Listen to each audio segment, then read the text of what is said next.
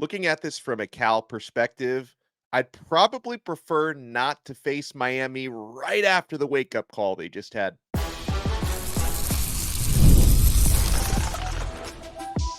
You are Locked On Canes, your daily podcast on the Miami Hurricanes, part of the Locked On Podcast Network, your team every day.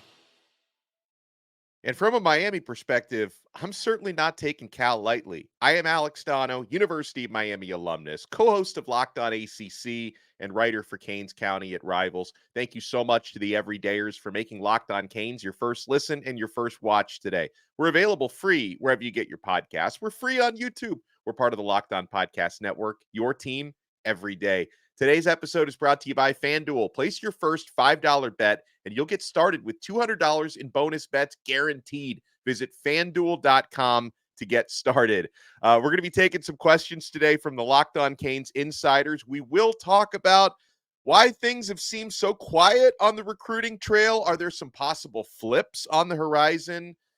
How Miami can cut down on their mistakes, because that's the big thing. Miami had the wake-up call last week, but the wake-up call is not worth squat if you don't actually respond and make the adjustments, mental, physical adjustments necessary to make sure that the performance against Virginia Tech, even though you got the win, the overall performance, make sure you don't let that happen again.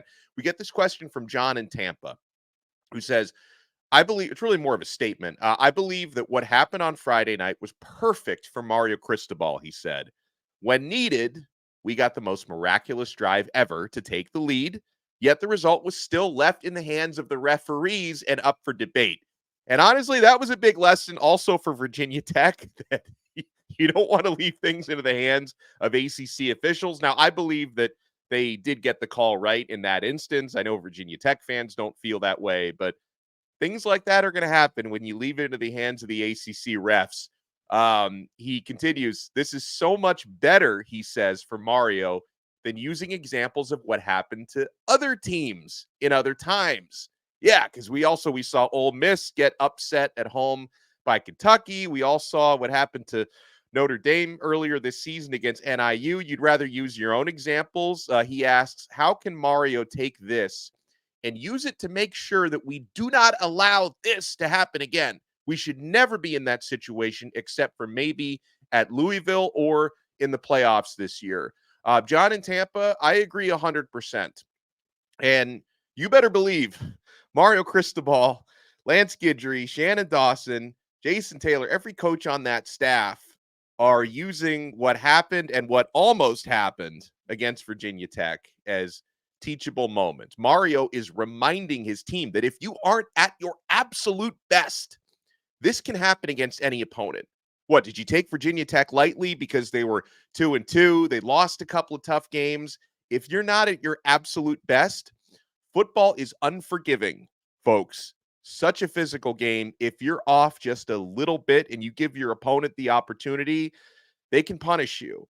And also, another thing that Mario can use for his players is if anyone was getting too high on their own press clippings, and I'm not saying that was happening because it seems like Miami's players block that stuff out pretty well, but everybody's on social media, so you can't avoid all of it. So if anyone was getting too high on their own press clippings, you've now already seen the media turn on you, right? I see people who do national TV shows saying that that the referee should have ruled that a catch and that Miami should have lost the game. Miami dropped a spot in the AP poll from number 7 to number 8 despite winning. So this all becomes a teachable moment. And Mario Cristobal, probably most importantly, he can use a few of his players who did step up as examples of how everyone needs to approach every single game and how everyone on that team needs to approach adversity. Cam Ward made mistakes in the game, never lost his composure. Like Shannon Dawson said afterwards, it's not really about the mistakes, it's about how you respond from your mistakes. And Ward was completely unfazed by his own errors, and he made ridiculous plays to make up for those errors when Miami needed it the most. That's a great example of how to act and how to approach adversity. Elijah Arroyo, probably the ultimate example. He made the hustle play of the season to chase down Caleb Spencer on that interception. And Arroyo was motivated by all the time that he missed the last couple of years, all the adversity that he personally has faced the last 2 seasons. I'll use another example. CC Maui-Noa told us on Tuesday that Zach Carpenter, Miami's veteran center, he kept everyone calm. He assured his teammates they were all going to come back and win that game. And also, I'll say on CC's behalf, Maui-Noa has been right up there with the best offensive lineman in the country this year. The kid hasn't allowed a sack yet. I mean, he's playing out of his mind. But listen, there were obviously a handful of Miami players when a lot of them were not at their best this past weekend. We need everyone to be at their best this weekend.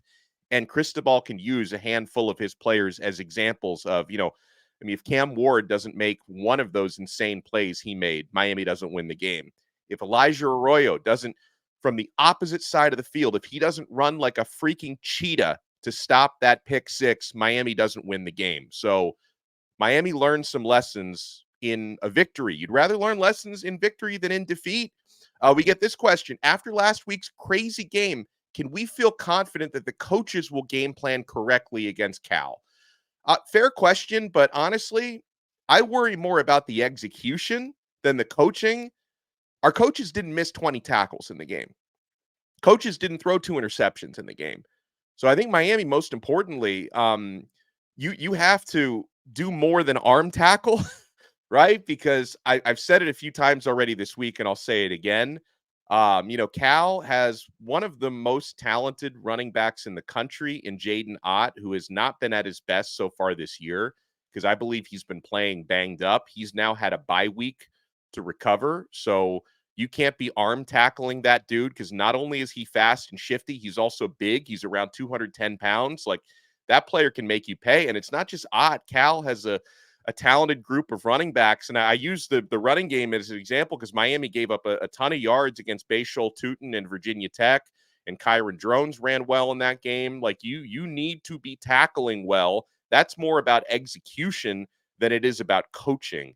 And you have to take care of the football because the Cal Golden Bears, they've been very opportune with their turnovers. They rank 3rd in America in turnover margin this season. They're 7th in takeaways. So you can't be making excessive mistakes against that team. We get this question: is Miami practicing at night to help with time adjustment? Look, I don't know if they're practicing at night. Maybe they will later this week. But what they've been doing is they've been shifting their team activities to later in the day, basically to kind of simulate operating at a 3-hour time difference, so that by the time they get over to California, they will have already shifted their schedules, that basically they are pre-adjusting to the time change before they even get out there.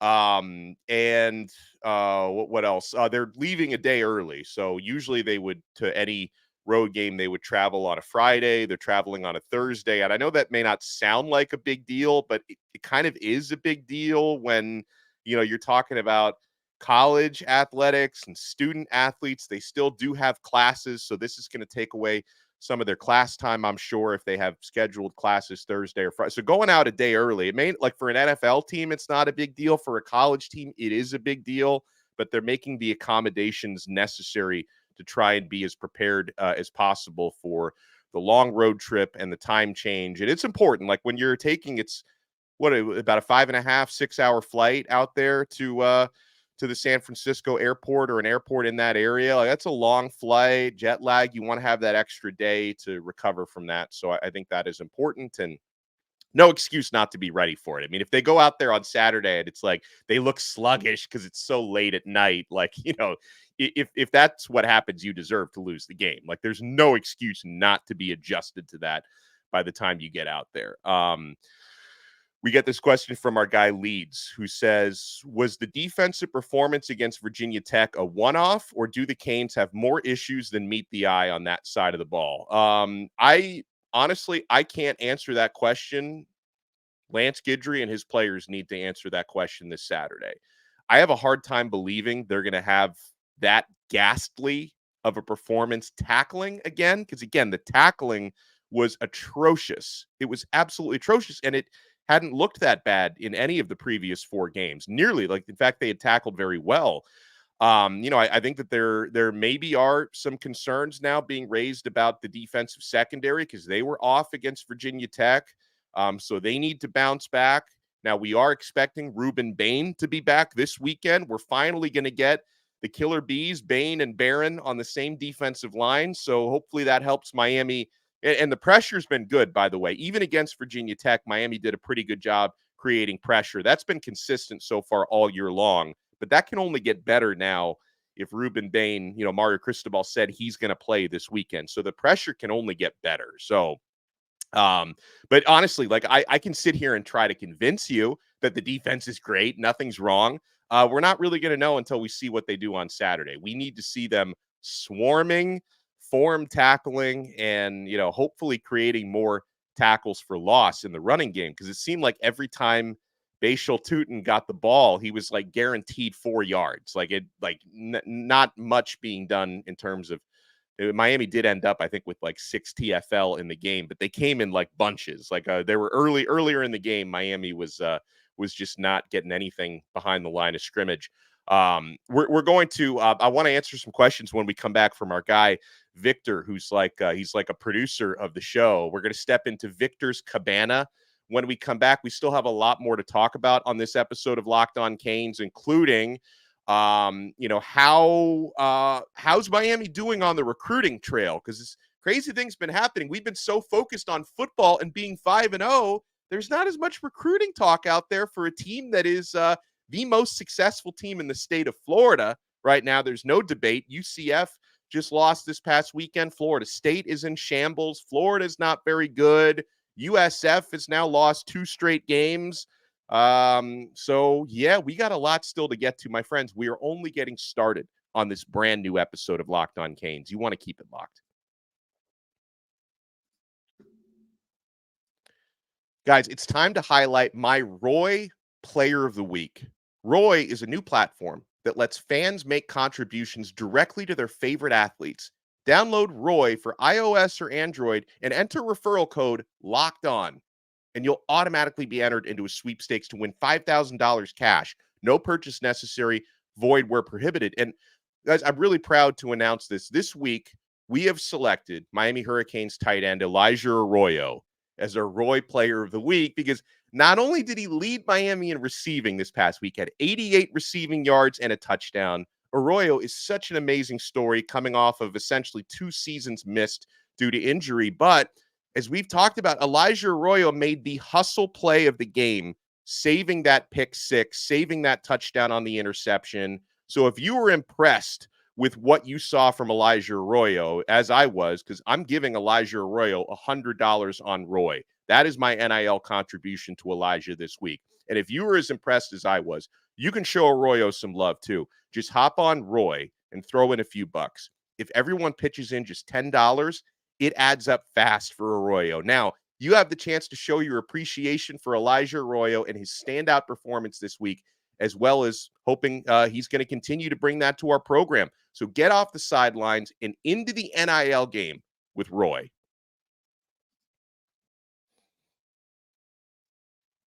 Thank you so much for making this episode of Locked On Canes your first listen and your first watch today. We're available free wherever you get your podcasts. We're free on YouTube. We're part of the Locked On Podcast Network, your team every day. I'm excited for this Cal game. Also, I love the banter. This is like the friendliest hate week ever. Like, the Cal fans are just making these woke versus Coke memes, and everyone seems to be getting along pretty well. We're all going to be holding hands at Cal Memorial Stadium this week. I'm not going to be there, unfortunately, but if you are going, if you're a Canes fan and you're traveling out to Cal, let me know in the comments below. And I want you guys to keep me updated on the time you have out there. Let me know if you're heading to Miami versus Cal. I'll be hanging out in the Sunshine State watching that one, but I hope you guys have an awesome time. All right, so we get some questions from my guy Victor. He says, do you think that if Miami's offense keeps playing the way that they are, that they're going to end up a top 5 unit? Absolutely. Miami right now And I know that there's been some frustration with the running game, and we'll talk about that. But overall, and this is a testament to Miami's second half running game, because they tend to every week they turn on the running game, they flip a switch in the second half, and of course Cam Ward, who has thrown for at least 300 yards and at least 3 touchdown passes in every game so far as a Miami Hurricane. Miami has the second ranked total offense in the country right now at 585 yards per game. So they're going to finish as a top 5 unit in America as long as they don't completely fall down the stretch. And, 3 of the other teams in the top 5 are SEC teams who all have, tougher schedules than Miami does, quite frankly, down the stretch. So, yeah, I could definitely see Miami's offense finishing top 5 and maybe even number 1 in the country by the time it's all said and done, because Cam Ward, even when he was, playing poorly at times against Virginia Tech, he still finishes the game with 343 yards, 4 touchdown passes, and a rushing touchdown. I think Miami's offense is going to keep putting up stupid numbers. Now, I think the question will be, is the defense going to continue to play complementary football? But with the offense, I'm not worried. Who are the biggest threats to Cam Ward winning the Heisman? All right, so Cam Ward is still in that Heisman race. Jalen Milroe, though, has overtaken Ward as the favorite, because he just got himself, Heisman moment, beating Georgia. It's a great win at the top of your resume. He just keeps beating Georgia, Milroe. So Milroe leads the pack right now. Also very much in the mix, Travis Hunter at Colorado. Now, non-quarterbacks rarely win this award, but I think you can make an exception for a two-way player who dominates on both sides of the football. He's putting up big numbers as a receiver, as a defensive back. He's got, I think, 2 interceptions already this year. Another one to watch out for, and again, like I don't know if he's just going to get with the team he plays on like enough pub to actually win the award, but he's up there right now. Ashton Genty, the running back from Boise State. He's putting up obscene numbers. So that's the Ward is second behind Milroe, and that's your top 4 right now. Earlier in the season, Quinn Ewers, before he got hurt, was in the mix, but of course he falls out of the race. Jackson Dart maybe can get back into the race, but losing to Kentucky at home was an unfortunate hit to his resume, so he's not quite as high up there right now. We get this question: do you think that Miami has enough firepower to win a college football playoff game? Firepower? Absolutely. Tackling and defensive consistency, that's the question. In terms of firepower, yeah, I mean, Miami's offense, I think, can probably keep up with just about any team in the country. It's, all the other stuff, right? Is are we going to be consistent in our run blocking? Are we going to be consistent with our tackling on defense? When you're going to be seeing, if once you get to playoff time, if you get there, of course, I'm not guaranteeing that, but you're going to be seeing some of the top teams in the country, physical, big time teams. So I think firepower, that's the least I'm worried about. Do you think Cam Ward shows out for College Game Day in Cal? I think whether, doesn't matter if you're on College Game Day or if you're playing on the CW, which is a thing this year.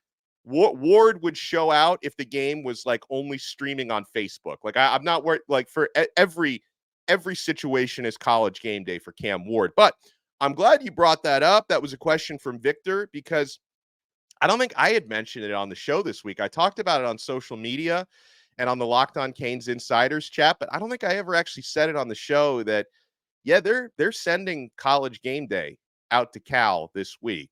The 3-1 Cal Golden Bears against your 5-0 8th-ranked Miami Hurricanes. They are getting the College Game Day treatment. So, they're going to be out there. It'll be 6 a.m. local time. 6 a.m. Pacific time is when College Game Day starts, all the way until, like 1:32 in the morning Eastern time when that game is going to finish. That's going to be a full day out there.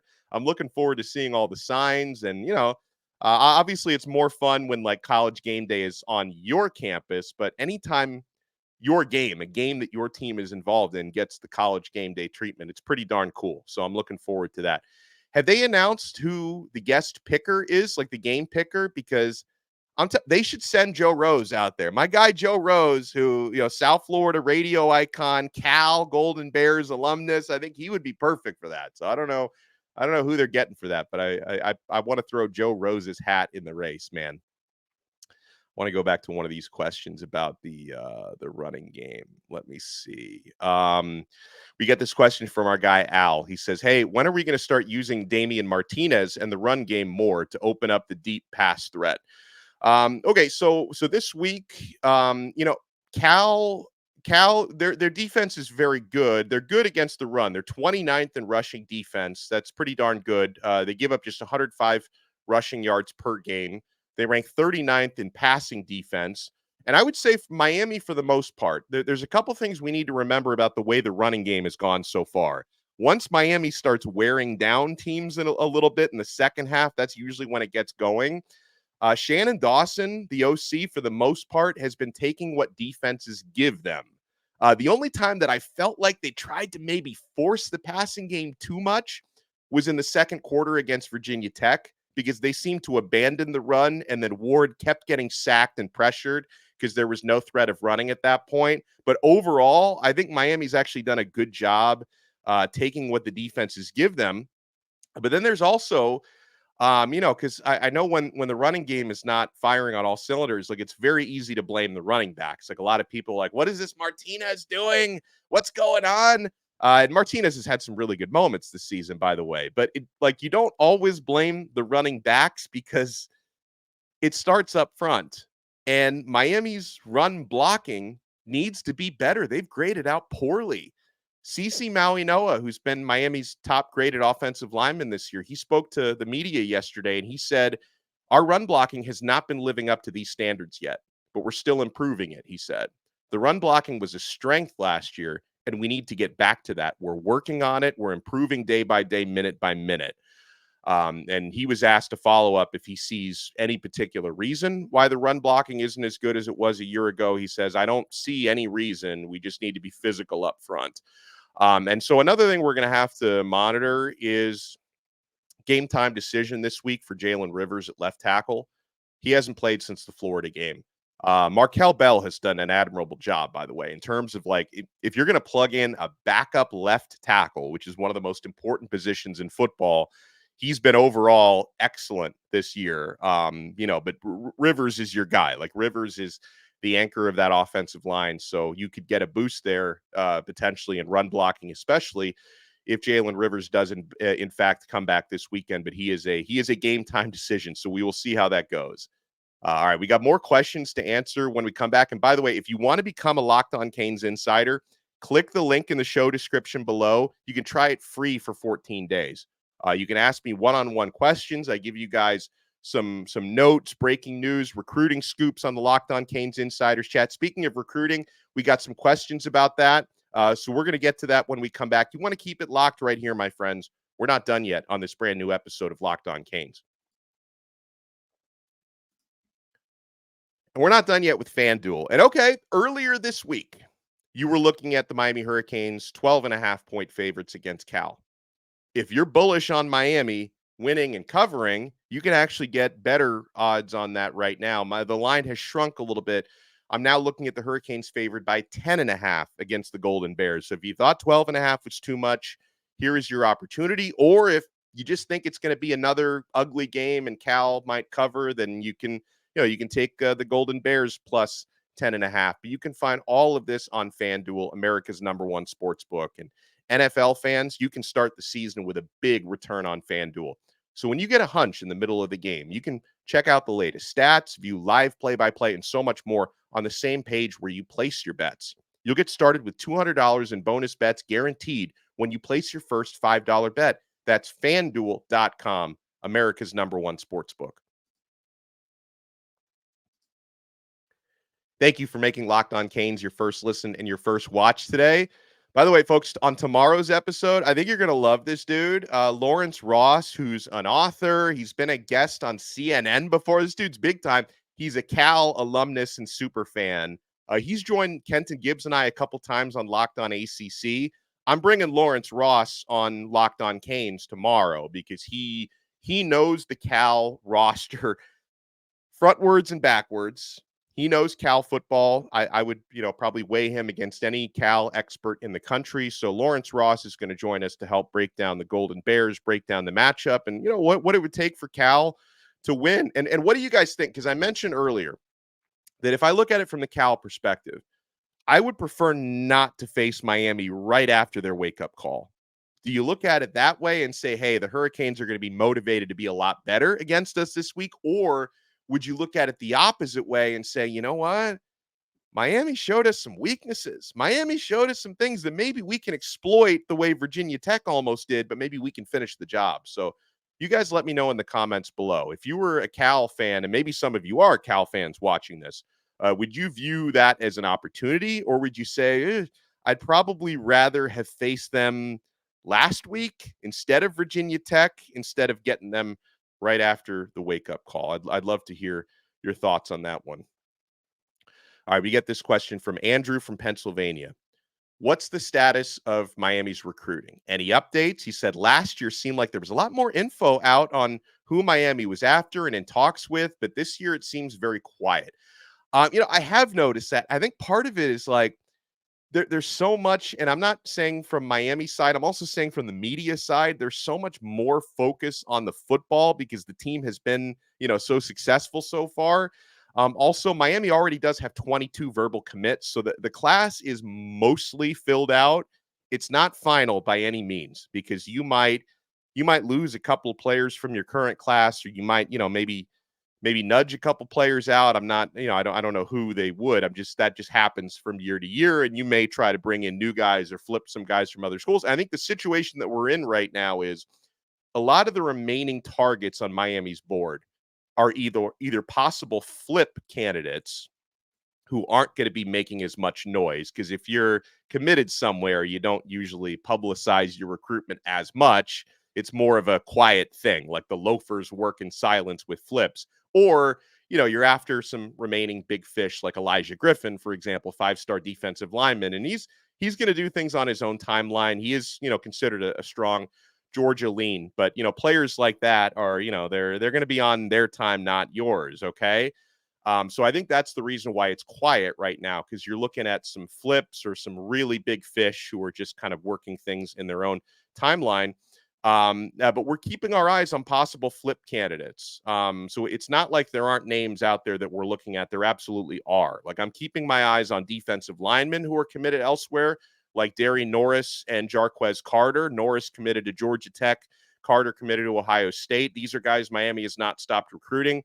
We're keeping our eyes on receivers like Josh Moore, committed to Florida, but a South Florida guy who's looked at Miami quite a bit. Tyler Williams, committed to Georgia. Dallas Wilson, committed to Oregon. We're keeping our eyes, I guess, still on DJ Pickett, although Pickett has seemingly doubled down and tripled down on his LSU pledge. But you don't know for sure till he puts pen to paper. So we're keeping our eyes. And of course, he's got all the family ties to Miami. Miami was very involved in his recruitment. Miami recently, they got a visit at the Virginia Tech game from Florida legacy and cornerback commit Ben Hanks. Hanks, by the way, he told Kane Sport that the window is not closed on Miami. So Miami still has a chance there.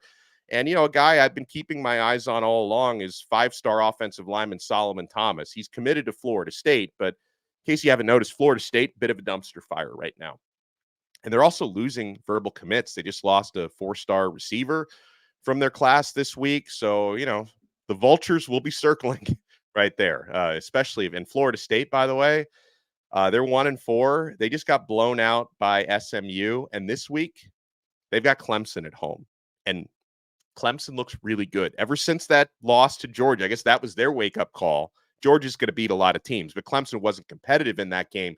Clemson's offense has been lights out since that Georgia game. Like, they've looked Clemson, just to make a statement, they might, remember when they put, 58 points they put up on Al Golden? Like, they might put 60 on Mike Norvell this week just to make a point. Oh, man. Stephen C. says, if we drop one game, do you think we can still make the playoff? You guys know I hate to answer these questions, but Stephen C., I will entertain it. I will entertain the question. I think you can afford to drop one game. Now you're going to see probably some SEC teams are going to sneak into the playoffs with 2 losses. ACC teams, Big 12 teams, that's not going to work. Like, you're not going to be able to sneak in with 2 losses if you're not, I don't even know if the SEC, Big Ten, yeah, maybe, but yeah, I think you can afford one loss, but you definitely can't afford anything more than that. We get this question from Jake, who says, "Hey, I've been really high on Malik Bryant since he committed after these last couple of performances he's had. Do you see him getting on the field more often? And could you see him potentially playing on Sundays?" Yes, and yes. Like Malik Bryant, he's built to be a future NFL player, and he made a couple of the biggest plays in that Virginia Tech game, including the special teams tackle to break up that fake field goal. And I asked him about that yesterday, Malik, and like he told me that he gave credit to his teammates because he said like CJ Clark helped kind of tip him off that it was going to be a fake, but that he was in the right place in the right time. I give him a little more credit than that. He's humble. I give him more credit. Malik did an awesome job getting behind the line of scrimmage, and his awareness to make that play was tremendous. But yeah, I mean, especially if it sounds like Elijah Alston is probably not going to be available for this game. So, hopefully there's more opportunity for Malik because Malik has been making plays and Mario Cristobal rewards that. If you're out there, if you're playing like an animal and you're making plays like that, you're going to get more time. So I think he's going to get rewarded for that. I appreciate you guys with the awesome questions today. By the way, if there's anything I didn't answer, and I know there's always questions I don't answer, I'm so sorry. We're going to answer more probably on Friday this week, and I'm going to be writing a mailbag column for Canes County on Rivals, and I want to use probably some of the questions that I didn't get to on this episode of Locked on Canes. So thank you guys so much. If you enjoyed the show, please smash the like button. If you didn't enjoy the show, smash the like button anyway because it's free, and you make my son happy, my 6-year-old. He loves when he sees that like button lighting up. If you want to subscribe to the audio version, Apple Podcasts, Spotify, Odyssey app, wherever you get your pods. We will talk to you guys again next time. Lawrence Ross is going to help us break down Cal tomorrow, right here on another episode of Locked on Canes, part of the awesome Locked on Podcast Network. Your team every day.